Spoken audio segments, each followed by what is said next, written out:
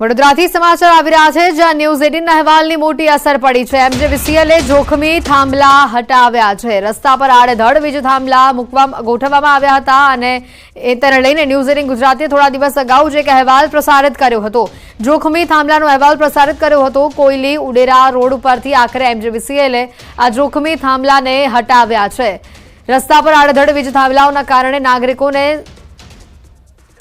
ગંભીર મુશ્કેલીનો સામનો કરવો પડતો હતો। અકસ્માતનો ભય હતો। ત્યારે ન્યૂઝ 18ના અહેવાલ બાદ એમજીવીસીએલનું તંત્ર નિંદ્રામાંથી જાગ્યું અને આ તમામ જે થાંભલાઓ હતા તેને હટાવવાની કામગીરી કરવામાં આવી। એક જવાબદાર મીડિયા તરીકે ન્યૂઝ 18 ગુજરાતી હંમેશા નાગરિકોની પડખે ઊભું રહ્યું છે। ત્યારે વડોદરા શહેરમાં ન્યૂઝ 18 ગુજરાતીના જે અહેવાલની ખૂબ જ મોટી અસર જે છે તે જોવા મળી રહી છે। સીધા દ્રશ્યો તમને બતાવવાનો પ્રયત્ન કરીશું અને એ યાદ પણ અપાવી દઈએ કે આ એ જ જગ્યા છે અને એ જ રસ્તો છે કે જ્યાં થોડા દિવસ અગાઉ ન્યૂઝ 18 ગુજરાતીએ અહેવાલ પ્રસિદ્ધ કર્યો હતો અને આ રસ્તા પર થોડા દિવસ અગાઉ જે થાંભલા છે, વીજ થાંભલા, તેનું સામ્રાજ્ય છે તે જોવા મળતું હતું। દૂર દૂર સુધી વીજ થાંભલાનું અસ્તિત્વ હતું અને જે વાહન ચાલકો છે તેઓ પોતાના જીવના જોખમે આ રસ્તા પરથી પસાર થઈ રહ્યા હતા। ત્યારે ન્યૂઝ 18 ગુજરાતી જે છે તે સામાન્ય જનતાનો અવાજ બન્યું હતું અને નાગરિકો વતી વહીવટી તંત્રની જે ઊંઘ છે તે ઉડાડવાનો પ્રયત્ન કર્યો હતો। ત્યારે આખરે જે વહીવટી તંત્ર છે તેની ઊંઘ ઉડી છે। વહીવટી તંત્રએ પોતાની ભૂલ જે છે તે સુધારી છે અને દ્રશ્યો જોઈ શકાય છે કે રસ્તા પરથી જે થાંભલા હતા તે થાંભલા દૂર કરી દેવામાં આવ્યા છે અને જે વાહન ચાલકો હોય છે તેમને ખૂબ જ મોટી રાહત જે છે તે મળી છે। આ થાંભલા જે છે એના પણ દ્રશ્યો બતાવીશું કે તમે જોઈ રહ્યા છો કે થોડા દિવસ અગાઉ આ જે વીજ થાંભલા તમે જોઈ રહ્યા છો એ વીજ થાંભલાનું સામ્રાજ્ય છે તે આ રસ્તા પર જોવા મળતું હતું। ત્યારે ન્યૂઝ 18 ગુજરાતીએ નાગરિકોની સુરક્ષા માટે અહેવાલ પ્રસિદ્ધ કર્યો હતો અને દર્શાવ્યું હતું કે આ વીજ થાંભલા જે છે તે વાહન ચાલકો માટે કેટલા જોખમી છે।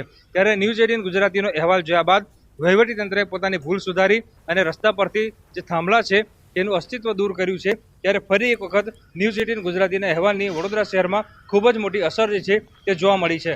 હાર્દિક દીક્ષિત, ન્યૂઝ 18 ગુજરાતી, વડોદરા। તો સુરતમાંથી માતા પિતા માટે વધુ એક લાલબત્તી સમાન કિસ્સો સામે આવ્યો છે। ઉનપાટિયા વિસ્તારમાં રમતા રમતા 7 વર્ષીય બાળકી સિક્કો ગળી ગઈ। સિક્કો ગળી જતા 7 વર્ષીય બાળકીને સિવિલ હોસ્પિટલ લાવવામાં આવી, જ્યાં એક્સરેમાં સિક્કો પેટમાં ફસાયો હોવાથી તબીબ દ્વારા તેની સારવાર શરૂ કરવામાં આવી છે। 7 વર્ષની માસૂમ બાળકીએ રમતા રમતા સિક્કો ગળી ગઈ અને હાલ આ સિક્કો તેના પેટમાં ફસાયો છે। એક્સરે કરતા માલુમ પડ્યું કે તેના પેટમાં આ સિક્કો ફસાયો છે અને જેને લઈને તાત્કાલિક ધોરણે તબીબો દ્વારા તેની સારવાર શરૂ કરવામાં આવી છે। તમામ માતા પિતા માટે આ લાલબત્તી સમાન કિસ્સો સામે આવ્યો છે સુરત શહેરથી। અમદાવાદ ક્રાઇમ બ્રાન્ચે વધુ એક બાળકને છોડાવ્યું છે। અપહરણ થયેલા 2 વર્ષના બાળકને છોડાવ્યું છે। 10 વર્ષની બાળકીને થોડા દિવસ પહેલા જ શોધી લાવી હતી। આ મામલે 2 આરોપીઓની ધરપકડ પણ કરવામાં આવી છે। સતત જે બાળકોના અપહરણ થઈ રહ્યા છે તે કેસમાં અમદાવાદ ક્રાઇમ બ્રાન્ચે મોટી સફળતા હાથ લાગી છે। અગાઉ 2 વર્ષના બાળકનું અપહરણ થયું હતું, તેને પણ મુક્ત કરાવાયું છે। તો તેની પહેલા 10 વર્ષની બાળકીનું અપહરણ થયું હતું, તેને પણ છોડાવવામાં આવી હતી। બનાસકાંઠાના થરાદ પંથકમાં ચવાણાના પેકેટમાંથી ગરોળી નીકળી છે। મૃત હાલતમાં ગરોળી ચવાણાના પેકેટમાંથી નીકળી છે। આનંદ નમકીન નામના પેકેટમાંથી આ મરેલી હાલતમાં ગરોળી નીકળી। બાળકોના નાસ્તા માટે આ ચવાણું લાવવામાં આવ્યું હતું અને પેકેટમાંથી ગરોળી નીકળી। 15 દિવસથી બાળકોને નાસ્તો આપતા હોવાથી તેઓને ઝાડા ઉલટી થયા હોવાનું પરિવારનો દાવો છે। ઝાડા ઉલટી થયા બાદ પરિવારે ચવાણાનું પેકેટ ખોલીને જોયું તો અંદરથી ગરોળી નીકળી। સમગ્ર મામલે બાળકોના વાલીએ ફૂડ એન્ડ ડ્રગ વિભાગને લેખિત આ મુદ્દે જાણ કરી છે।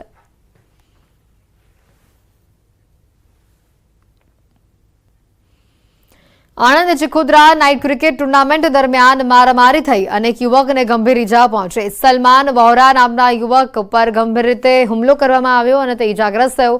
ઈજાગ્રસ્ત થયા બાદ તેને ખાનગી હોસ્પિટલમાં સારવાર માટે ખસેડવામાં આવ્યો, જ્યાં હોસ્પિટલમાં તબીબે તેને મૃત જાહેર કર્યો। અચાનક યુવક પર જીવલેણ હુમલો થતા હોવાની જે ફરિયાદ છે તે સામે આવી છે અને આ વાતથી શહેરમાં ચકચાર મચી ગઈ છે। ફાઇનલ મેચ દરમિયાન આ છૂટા હાથની મારામારી થઈ હતી। ઘટનાની જાણ થતાં પોલીસ પણ દોડતી થઈ હતી। નાઇટ ક્રિકેટ ગ્રાઉન્ડની પરવાનગી હતી કે નહીં તેને લઈને પણ હાલ સવાલો ઊભા થઈ રહ્યા છે। ફાઇનલ મેચ દરમિયાન કોઈ કારણોથી પ્રેક્ષકો વચ્ચે માથાકૂટ થઈ હોવાનું સામે આવ્યું છે। મેચ જોવા પહોંચેલા યુવક પર ટોળા દ્વારા હિચકારો હુમલો કરવામાં આવ્યો હોવાની ઘટના સામે આવી છે।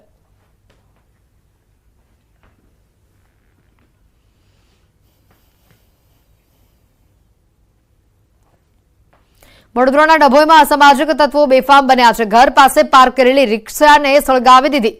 સરિતા ફાટક વિસ્તારમાં અસામાજિક તત્વોએ રિક્ષાને સળગાવી.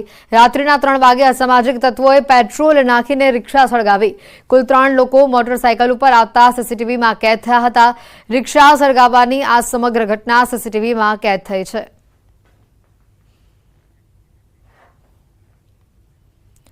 જસદણ શહેર અને ગ્રામ્ય વિસ્તારમાં વરસાદ વરસી રહ્યો છે. ગાજવીજ સાથે મેઘરાજાની અહીંયા ધમાકેદાર એન્ટ્રી થયેલી જોવા મળી રહી છે. જસદણ, આજકોટ, વીરનગર, જીવાપર, કાળાસર, જંગવડ, ગુંદાળા સહિતના વિસ્તારોમાં વરસાદ પડ્યો. આખો દિવસ ગરમી અને ઉકળાટથી લોકોને ઠંડક મળી છે. વીજળી ગુલ થઈ જતા લોકો ત્રાહિમામ પોકારી ગયા હતા. વાવણી લાયક વરસાદ થતા ખેડૂતોમાં આનંદની લાગણી ફેલાઈ ગઈ છે. જ્યારે ઓરવી વાવેતરને પણ ફાયદો થશે. ભારે પવન સાથે વરસાદ ખાબક્યો હોવાનું સામે આવ્યું છે. જસદણથી આ દ્રશ્યો સામે આવી રહ્યા છે. ગાજવીજ સાથે મેઘરાજાની ધમાકેદાર એન્ટ્રીથી વાતાવરણમાં ઠંડક પ્રસરી છે, તો આ તરફ ખેડૂતો પણ ખુશખુશાલ થયેલા જોવા મળી રહ્યા છે. જસદણમાં ગાજવીજ સાથે મેઘરાજાની એન્ટ્રી થતા વાતાવરણમાં ઠંડક પ્રસરી. રવિવારનો દિવસ હોવાથી આજે વરસાદ વરસતા લોકોએ પણ આ વરસાદની મજા માણી હોય તેવા પણ સમાચાર છે. ગાજવીજ સાથે મેઘરાજાની ધમાકેદાર એન્ટ્રીથી લોકોમાં પણ ખુશીનો માહોલ છે, તો બાળકો પણ આ વરસાદની મજા માણતા જોવા મળ્યા. જસદણ શહેર સહિત આસપાસના ગ્રામ્ય વિસ્તારોમાં વરસાદી માહોલ જામ્યો. આ વરસાદથી ખેડૂતોના કૃષિ પાકને પણ ફાયદો થશે. સાથે જો સતત આ પ્રકારનો વરસાદી માહોલ રહેશે તો ખેડૂતોને વધુ ફાયદો થશે તેવું જણાવી રહ્યા છે. અંકિત પોપટ અમારી સાથે ફોન લાઈન પર સંવાદદાતા જોડાયા છે. અંકિત, આજે રવિવારનો દિવસ અને વરસાદી માહોલથી લોકોમાં પણ ખુશીનો માહોલ જોવા મળ્યો. ચોક્કસ હેતવી, ખાસ કરીને વાત કરવામાં આવે તો રાજકોટ જિલ્લામાં સતત 5મા દિવસે વરસાદી વાતાવરણ છે તે યથાવત જોવા મળી રહ્યું છે.